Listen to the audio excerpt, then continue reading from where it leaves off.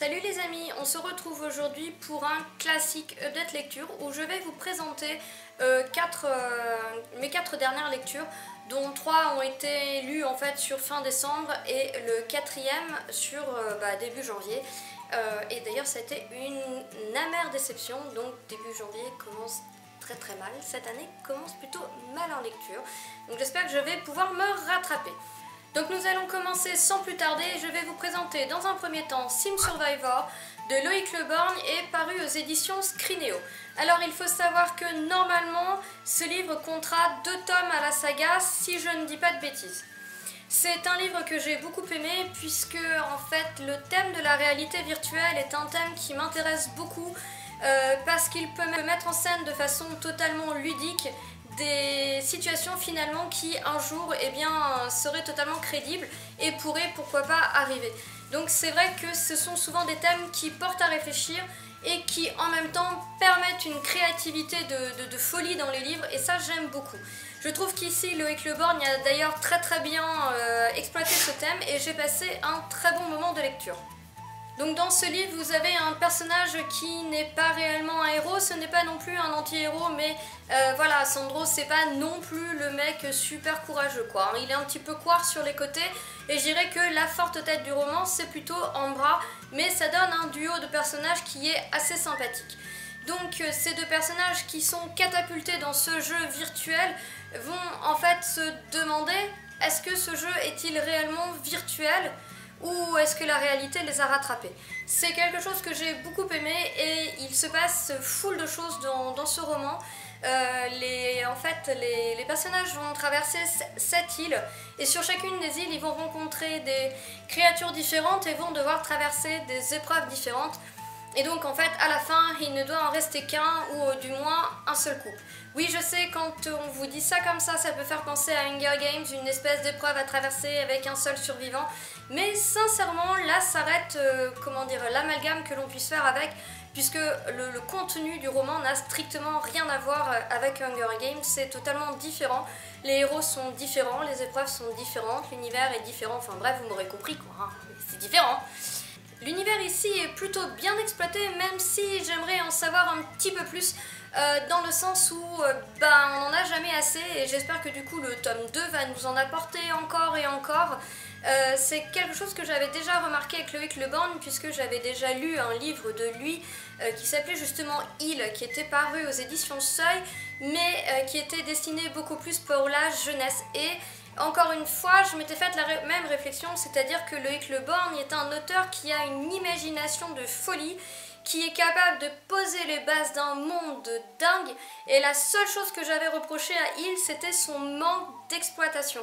J'aurais voulu que l'auteur exploite un petit peu plus son univers, et c'est peut-être la chose que je pourrais redire ici.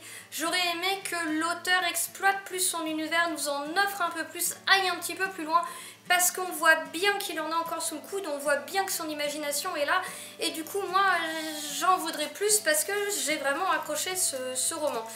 J'apprécie le fait que les personnages ne soient pas du tout stéréotypés, mais ils ont quand même été assez charmants et intéressants à suivre. Donc Sim Survivor fut une très bonne lecture et j'attends vraiment avec impatience de pouvoir lire la suite et fin. Donc pour la deuxième lecture que je vais vous présenter, nous allons rester chez les éditions Scrinéo, puisque je vais vous parler des Loups chantants écrits par Aurélie Wellenstein.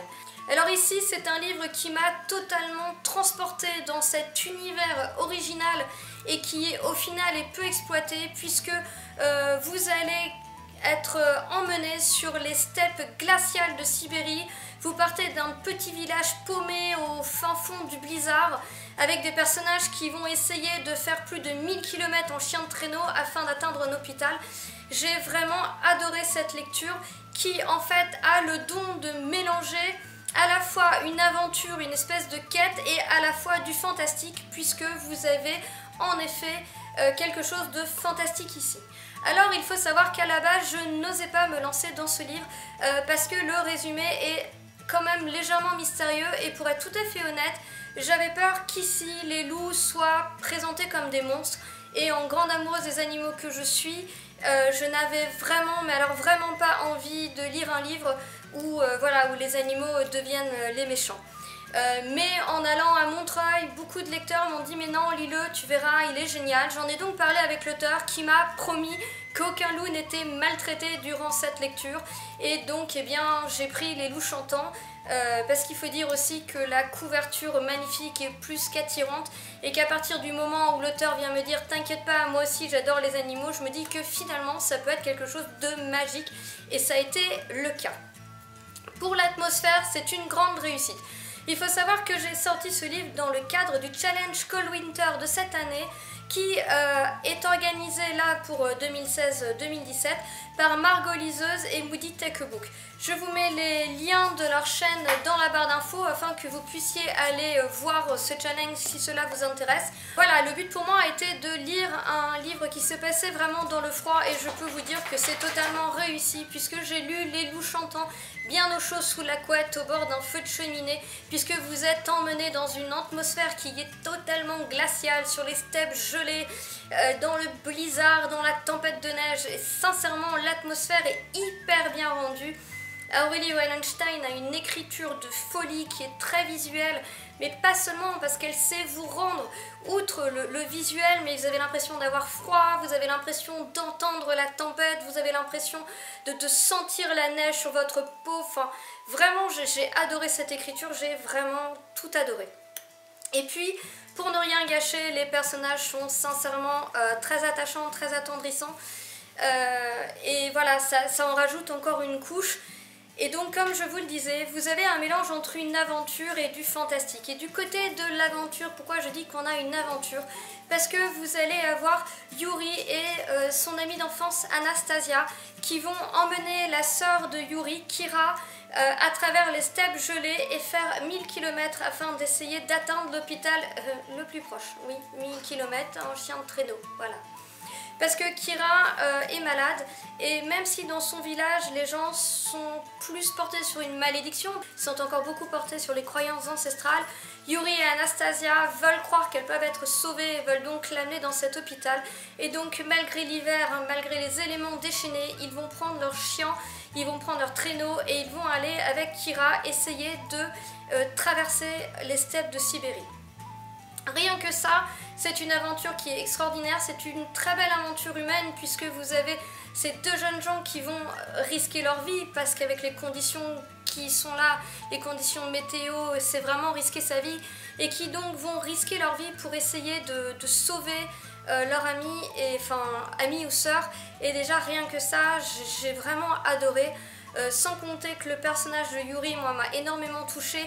Il a, en fait, c'est un musher, c'est quelqu'un qui guide les chiens de traîneau et il est hyper attaché à ses 6 chiens et il leur parle et j'avais l'impression de me voir moi avec mes chiens et du coup c'était assez drôle et ça a fait qu'il était encore plus attendrissant pour moi, mais après ça c'est très personnel. Mais ce qui enrichit encore plus cet univers, c'est ce côté fantastique. En effet, certains de vos personnages, dont Yuri et Kira, ont des dons magiques. Je ne vais pas vous en parler, je préfère sincèrement que vous découvriez ces dons par vous-même, même si je dois vous avouer que je suis quand même légèrement jalouse du don qu'a Yuri. J'aurais voulu vraiment beaucoup avoir le même, mais malheureusement dans la vraie vie, la magie ça n'existe pas. Donc. Et en plus de ces dons, eh bien, vous avez cette meute de loups appelés les loups chantants et qui vont suivre notre trio tout au long de leur aventure. Et ces loups ont aussi une particularité, ont aussi un don, ont aussi ce don de s'immiscer dans votre âme. Et Yuri, Anastasia et Kira vont se rendre compte que les loups les suivent et vont se demander ce qu'ils leur veulent. Et on se demande tout au long du roman ce qu'ils leur veulent. Pourquoi ils sont là? Est-ce qu'ils sont méchants? Est-ce qu'ils ne le sont pas?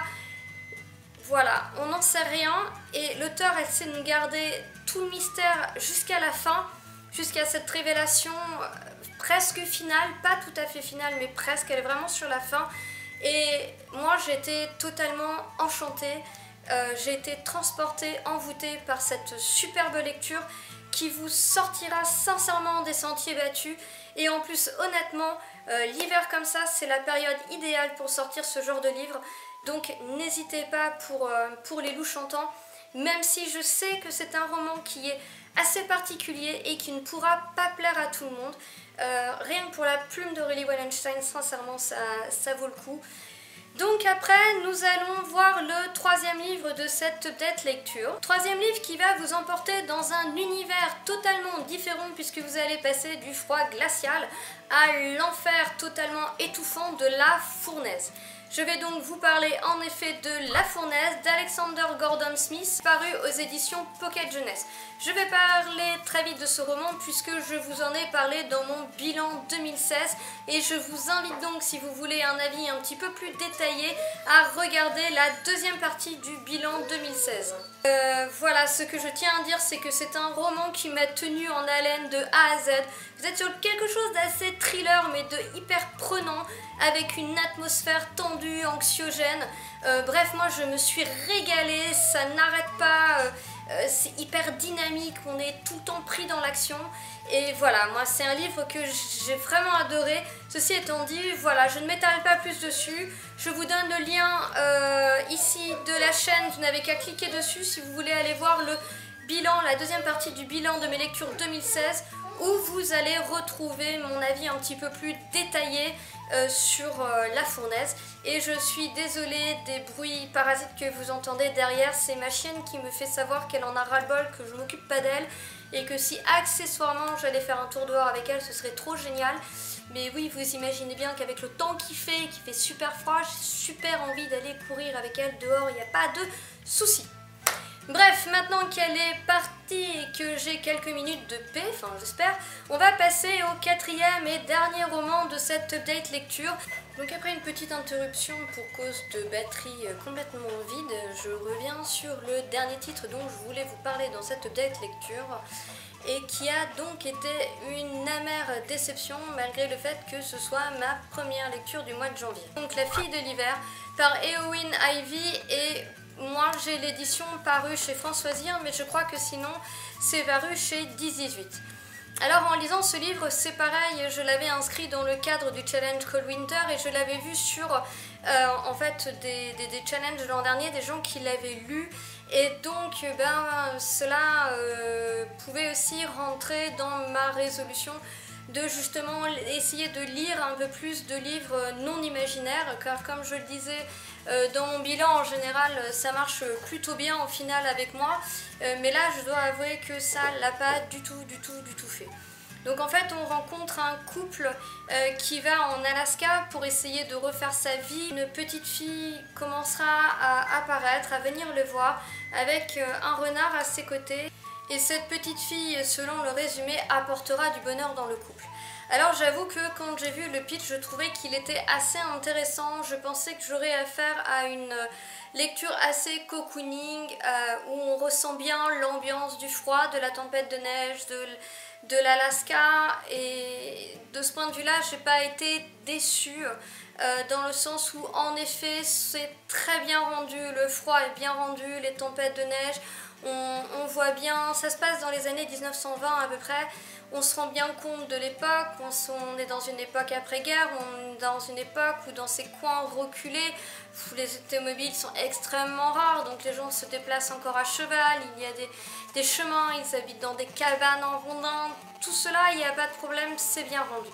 Mais ce que j'attendais aussi de cette lecture, c'est qu'elle justement m'apporte une dose de bonheur, une dose de cocooning. Et je m'attendais à voir un couple qui soit hyper soudé dans l'adversité, si je puis dire, soudé dans leur malheur de ne pas avoir eu d'enfant. Avoir un couple qui soit attendrissant et que justement l'arrivée de cette jeune fille apporte un bonheur dans ce couple. Enfin bref, je voulais vraiment lire quelque chose de beau, de paisible. J'avais vraiment envie d'une lecture comme ça qui soit un peu cocooning, un peu sympathique, où quand vous avez fini votre livre, vous vous sentez bien, vous avez juste envie de sourire, et malheureusement ça n'a pas du tout été le cas. Le couple solidaire, il l'est pas du tout. Les trois quarts du roman, il passe son temps à se déchirer ou à se faire la gueule. Pour moi, ça m'a pas du tout attiré. Alors certes, la présence de la petite fille va apporter un petit peu de joie dans leur vie, mais malgré tout, je trouve que ça n'a pas suffi. Et puis surtout, ce que j'ai pas du tout apprécié, alors la petite fille en elle-même, oui, il y a tout un côté de mystère autour d'elle, puisque En fait, c'est vrai que son arrivée coïncide étrangement avec un conte russe qu'a la femme en sa possession. Tout ça, c'est... Il y a ce petit côté de magie que je voulais retrouver. Malheureusement, au lieu de s'appuyer là-dessus, au lieu de nous faire quelque chose de savoureux, de délicieux, ce qu'on lit pendant les 3/4 du roman, c'est la chasse, la traque, comment poser les collets. Et Jack qui va dépecer un élan en plein milieu de la forêt en lui ouvrant le ventre et lui retirer les boyaux. Et Jack qui va décapiter les poules parce que de toute manière il n'a plus rien à bouffer à leur donner, elles vont crever de faim. Et la petite fille qui va égorger un cygne pour s'en nourrir, et la petite fille qui ramène de la mine blanche qu'elle a aussi bien abattue, etc., etc., etc. Et pendant tout le roman, vous avez des scènes de chasse et de trappe, et vas-y que ça tire, et que ça tue, et que ça massacre. Et surtout, ok, je comprends, on est en 1920, les gens chassent pour se nourrir, mais il n'y a pas besoin de m'en faire 3 pages. Il n'y a pas besoin de m'en faire 3 pages de description, c'est complètement glauque, j'ai trouvé ça... Enfin, je suis désolée, mais j'ai trouvé ça dégueulasse, j'ai trouvé ça glauque, j'ai trouvé ça inintéressant. Moi, ça m'a pas du tout touchée, et je voyais vraiment pas l'intérêt d'aller parler de ça. Enfin bref, du coup, ça m'a pas du tout touchée parce que les personnages sont pas sympathiques pour dessous. Le seul que j'ai aimé, c'est le fils de leur voisin qui lui a un petit quelque chose en plus. Le couple principal m'a pas du tout touchée. La petite fille a quelques côtés sympas, mais bon, voilà, j'aurais aimé aussi un peu plus sur elle, enfin je sais pas. Et puis voilà, surtout ça a pris un tournant qui, moi, ne m'a pas plu du tout. Donc ça a été une amère déception et j'ai eu énormément de mal à aller au bout du livre. J'ai même failli l'abandonner et à chaque fois je me disais non, continue, peut-être que la magie que t'attends va arriver, non, continue, etc. Et au final elle est jamais arrivée parce que en plus c'est même pas une belle fin. Donc voilà, ça aura été une catastrophe de A à Z et c'est ma première grosse déception de cette année 2016. Donc voilà, c'est sur cette déception que je vais boucler ce premier update lecture de l'année 2017. En espérant que mon prochain update lecture sera plus dans le style des 3 premiers livres que je vous ai présentés, et lui ne présentera pas d'aussi amère déception que le dernier livre que j'ai lu pour ce challenge Cold Winter, mais en général je pense que ça devrait aller. En tout cas, en attendant, je vous souhaite à tous de très bonnes lectures et je vous dis à la prochaine. Bye bye!